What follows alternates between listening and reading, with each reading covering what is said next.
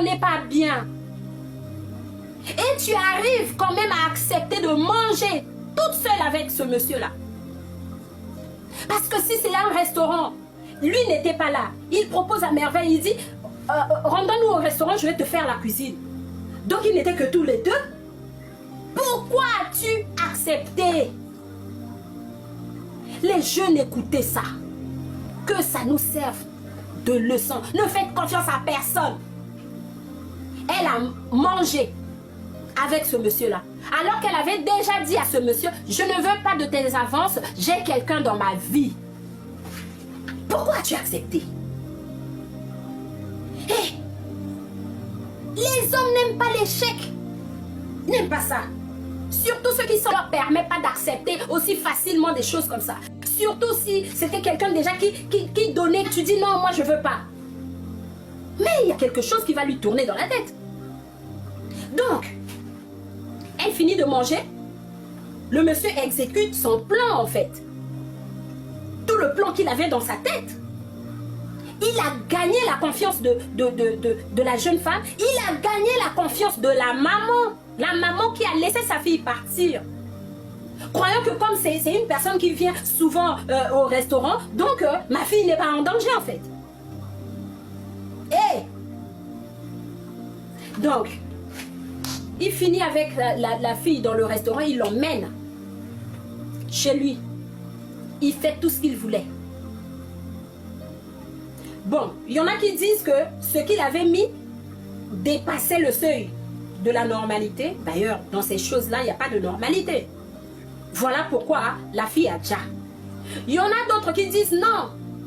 Il est allé jusqu'au bout de son histoire, puisqu'après, il a...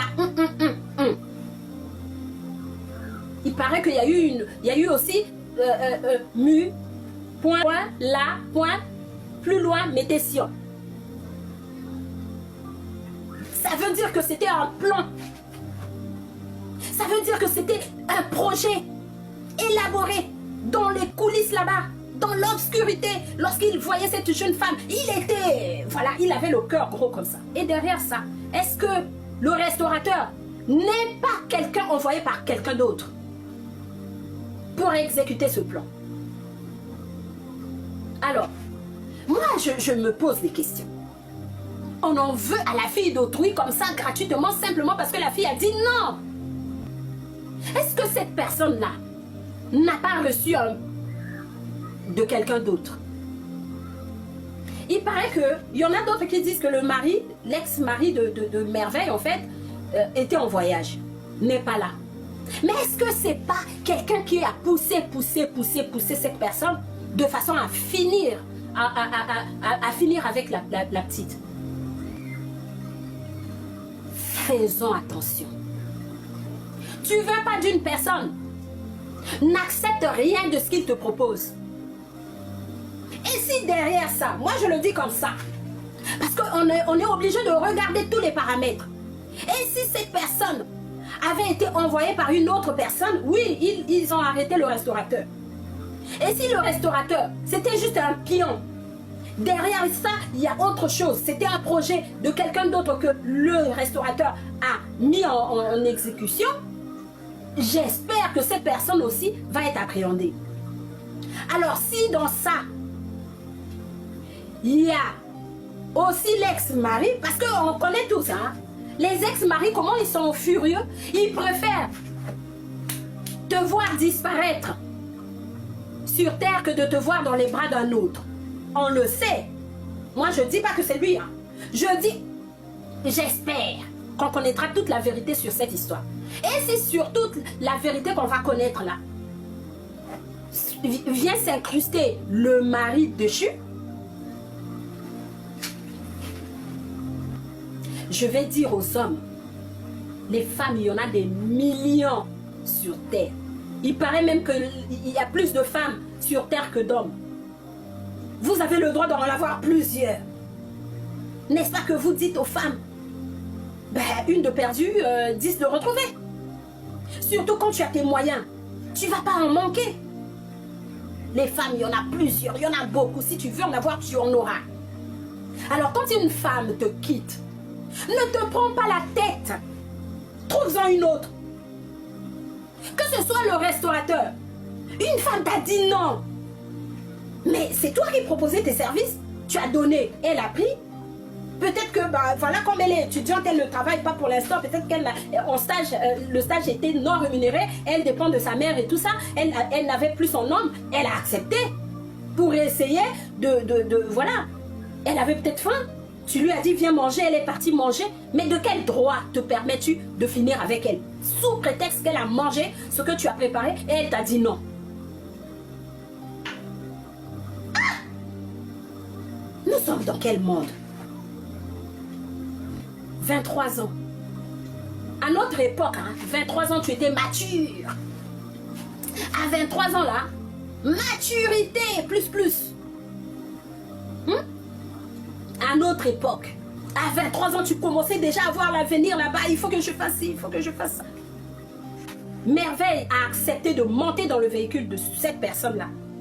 C'est que Merveille avait confiance en cette personne. Ça veut donc dire que quelqu'un d'autre a les manettes de cette histoire. Il n'y a pas que ce restaurateur. J'espère que ce restaurateur sera capable de dire ce qu'il en est réellement. Qui l'a envoyé? Et qui a fait ce projet-là? On ne va pas... Bon, c'est vrai que c'est une fille super jolie qui peut faire tourner la tête à plus d'un. Mais quand même, on ne finit pas avec la vie de l'enfant d'autrui simplement parce qu'elle vous aurait dit non. Ou encore parce qu'elle a accepté ce que vous lui avez proposé. Peut-être que, ben voilà, en difficulté, ben, elle a poussé le bouchon. Et puis, on connaît hein, les jeunes filles d'aujourd'hui qui se servent un peu de certains hommes qui ont des moyens. Et finalement, elles ont quelqu'un d'autre.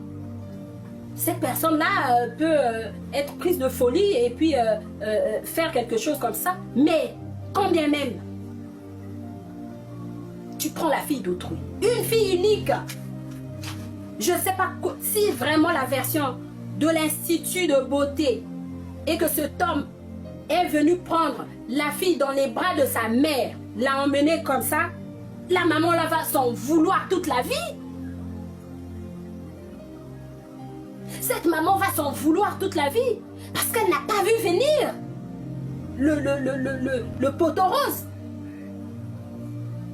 Elle s'est certainement dit, bon ben c'est un homme qui a un restaurant, il a peut-être des moyens, bon si, puisque ma fille est célibataire, séparée, on va le dire, bon peut-être que c'est une belle personne à accepter. Pour te retrouver avec, voilà, ta fille sans vie. Oh, je me mets à la place de cette maman-là.